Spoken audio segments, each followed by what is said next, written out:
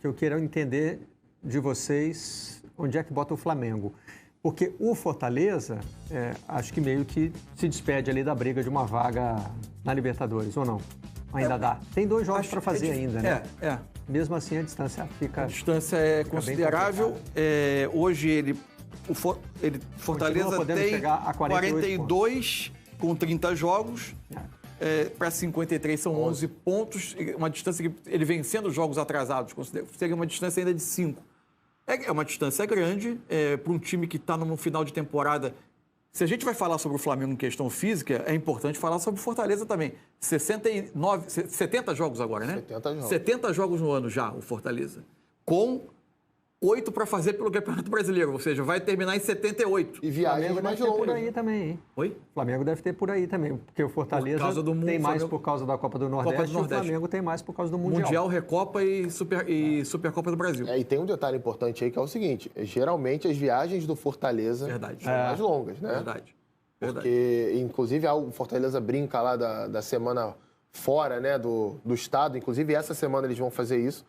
E quando eles têm 2 jogos fora de casa, eles não voltam para Fortaleza, né? Eles ficam perambulando pelo Brasil ou mais próximos da região do próximo jogo. Cruzar o país para ir a Curitiba e depois jogar em Cuiabá, né? Então, assim, o Flamengo teve viagem longa também por Libertadores, por Mundial, mas a questão física do Fortaleza, para mim, chama mais atenção. Mas o fato é que o Fortaleza, assegurando a sua vaga na Sul-Americana, ele se fixa nesse patamar novo de clube e que é elogiável, né?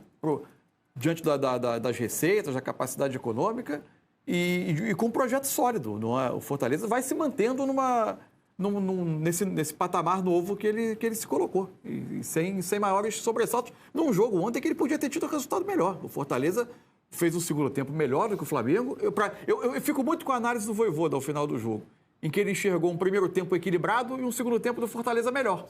Se você colocar tudo na balança, o 2-0 não conta o jogo. É mentiroso, né? Assim, por mais que essa expressão ela seja questionável, né? Porque já diria o outro, né? Futebol é bola na rede. Eu não acho que seja só bola na rede, né? Mas bola na rede... Se for por isso, a gente não precisa ver o jogo. Então, a gente não precisava estar aqui analisando, mas estava colocando os resultados. Mas bola na rede do futebol é verdade, né? Mas o resultado. Né? Não deixa de ser verdade. É o objetivo. Contar o resultado. A questão é tentar entender os porquês do jogo. E para mim, assim, esse jogo, pegando pelo lado do Flamengo, acho que o Flamengo jogou pior ontem do que jogou, por exemplo, na derrota contra o Santos, para mim.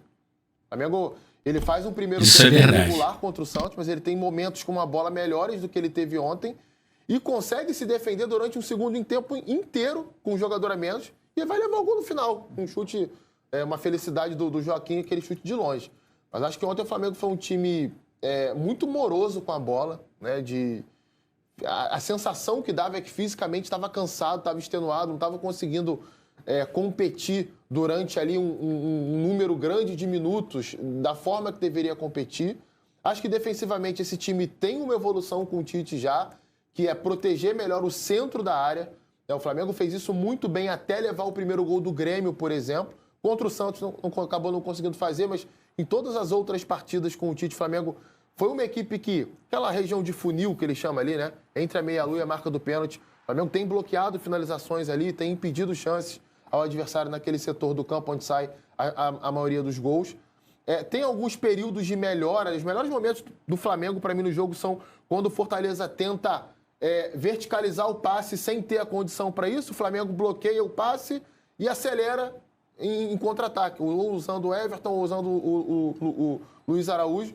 Esse primeiro gol que a gente viu do Pedro ali tem a genialidade do Felipe Luiz, né? Que é uma coisa que tá todo mundo cansado de dizer. Ele, inclusive, participa desse segundo gol aí nessa tabela com Ayrton Lucas, né? Dá esse tapa de primeira para Ayrton Lucas cruzar. Mas acho que é um jogo que, em termos de organização do Flamengo, deixou muito a desejar em vários aspectos. Pouca retenção de bola no segundo tempo, competitividade baixa defensiva para mim para tentar pressionar o jogador da bola adversário.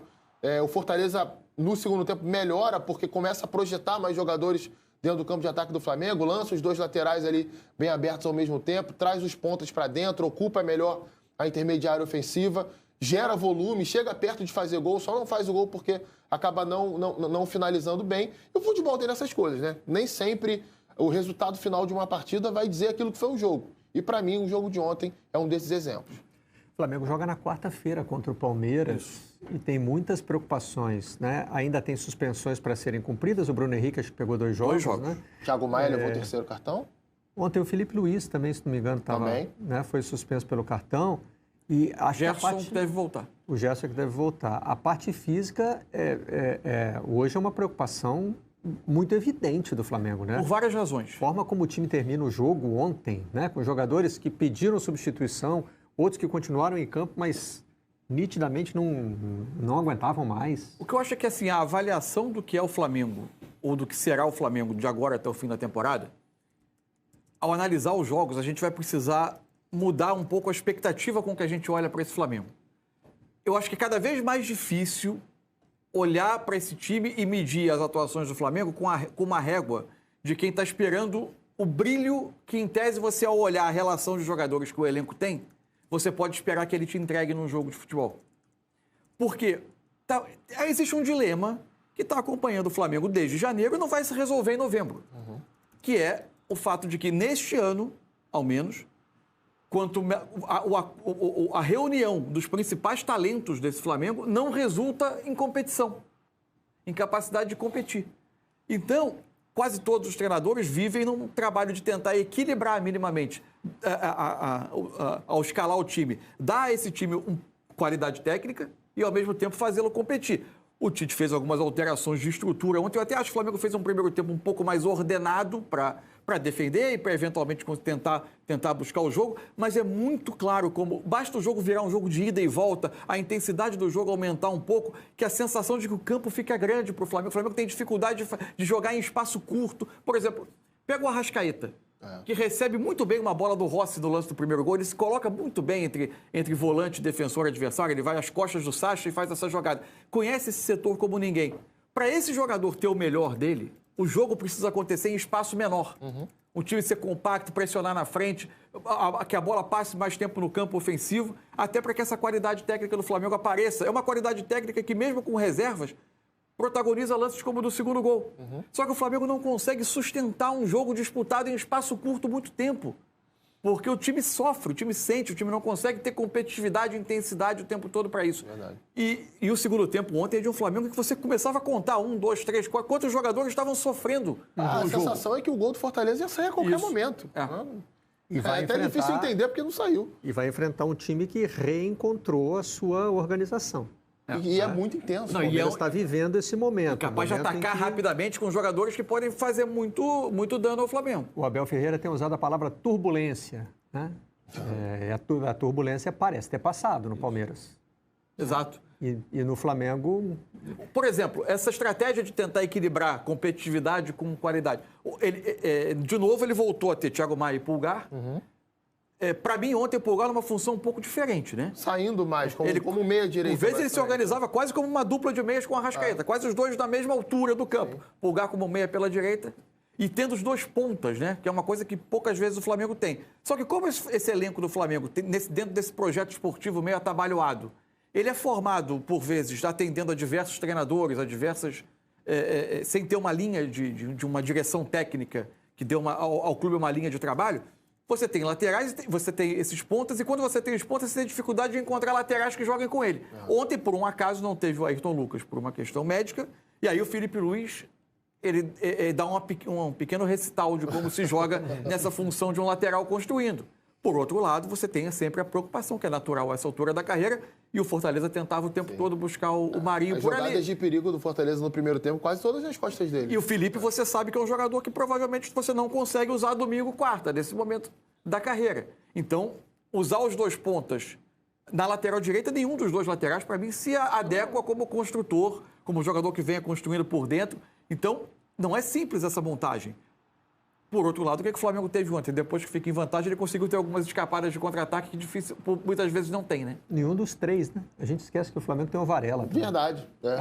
Caiu num ostracismo tal que sai da nossa lista. A gente pensa o Wesley e Mateuzinho. Eu acho que o que mais se aproxima disso, pela relação que tem com a bola, de mais controle, passe melhor, para mim, é o próprio Mateuzinho. Né? Mas realmente não é um Não jogador, é a característica. Não é. É um lateral de corredor, um lateral que tem como ponto forte atacar a profundidade, né?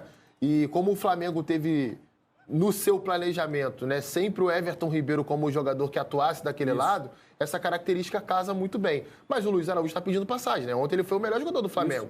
Não só pelo gol que ele fez. E termina como 9, né?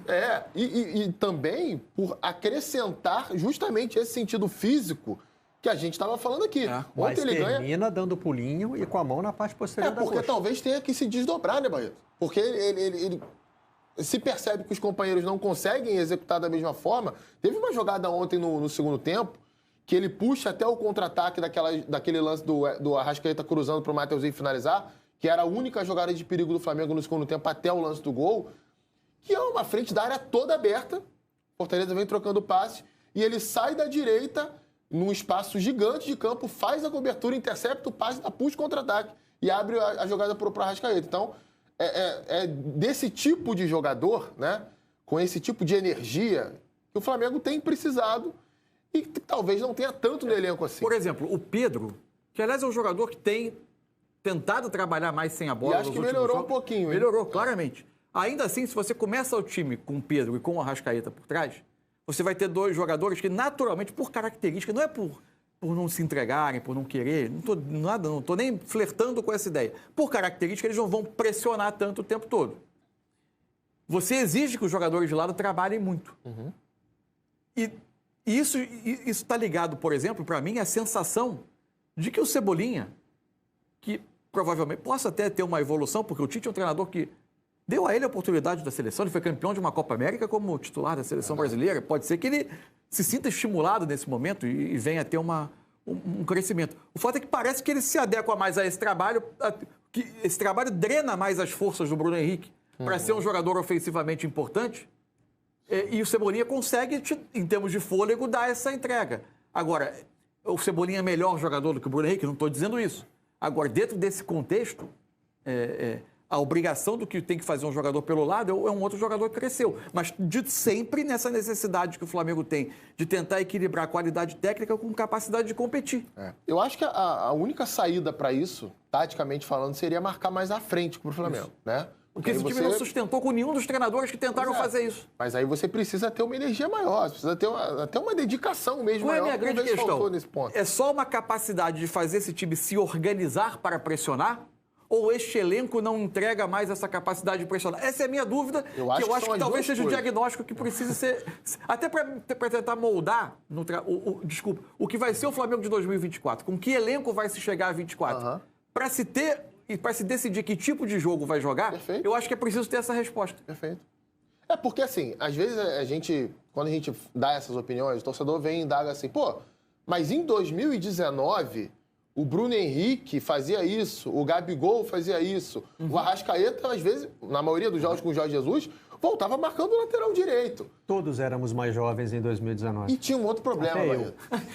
Pois é, e tinha uma outra questão que eu acho que não tem como deixar de lado quando a gente debate esse Flamengo. Em 2019, todos eles buscavam um lugar ao sol na história do Flamengo.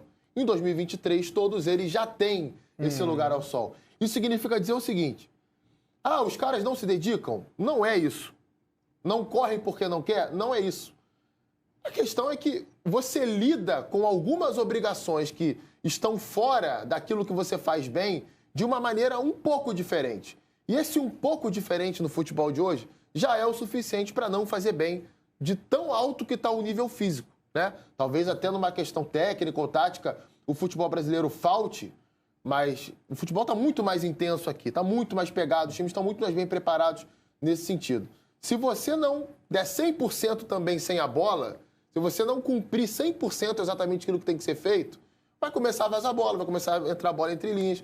Por isso que, às vezes, o Flamengo tem optado por marcar mais atrás. A maioria dos treinadores tem feito esse trabalho para tentar resguardar um pouquinho mais. Muitos Sampaoli e até Vitor Pereira e Paulo Souza antes iniciavam tentando e aos poucos o jogo vinha para trás. 2019, bom lembrar, a Arrascaeta voltava pelo lado. Mas quantas vezes ele fazia isso no jogo? Porque o jogo ficava muito lá na frente. Isso. E quando tinha que fazer no segundo tempo, geralmente ele era substituído. Vamos ouvir os treinadores? Tem o Tite fazendo uma análise que passa muito por temas que vocês debateram aí, e tem o Vojvoda mais pelo lado emocional. Hoje eu falei antes da palestra. Gente, nós ganhamos os 2 primeiros jogos. Porra, vai brigar pelo título.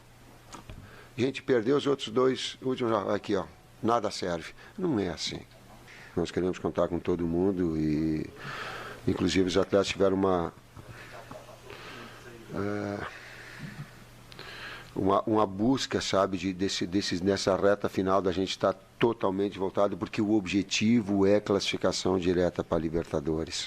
Mas pode, mas vamos partir da verdade, né? Vamos partir de claro que sonhos todos nós temos, mas também risco nós temos de não classificar para a Libertadores. Nesses momentos que a gente vai precisar do torcedor na quarta-feira, porque ele vai oscilar, é inevitável. Passe esse carinho, que eu tenho certeza que lá dentro do campo eles vão sentir. Eu senti essa atmosfera. E estando fora, tu imagina estando dentro com apoio. É um processo normal de um time que ha perdido uma final importante, mas não é um processo depresivo, não considero isso. O a resiliência este time la tem e o treinador la tem e vamos a continuar brigando e estando juntos, porque isso é o que necessitamos neste momento. É isso, nação. Eu acho que o jogo só valeu pela vitória, nada mais. O segundo tempo foi sofrível. O Fortaleza botou aquele Machuca. O cara gerou várias chances, ficou soltinho, jogando solto. A partida valeu pelo Luiz Araújo, acho que jogou bem. E o Cebolinha, eu acho que aos poucos está se soltando um pouco mais.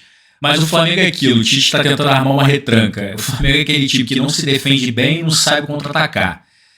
O Fortaleza tá meio abatido, eu acho que o Flamengo soube se aproveitar disso, mas contra o Palmeiras vai ser outra história. O Palmeiras é um time muito mais forte. Então, se o último jogo só valeu pelo resultado, eu temo muito por esse jogo contra o Palmeiras.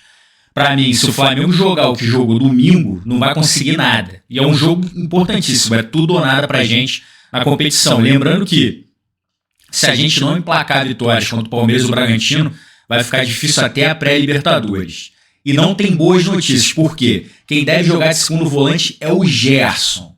Você já viu a peneira que tá o Gerson de segundo volante nos últimos jogos. Sempre que ele joga ali, o Flamengo perde. Então, vamos quarta, vamos com tudo e vamos ver o que vai dar, né? Valeu, até a próxima.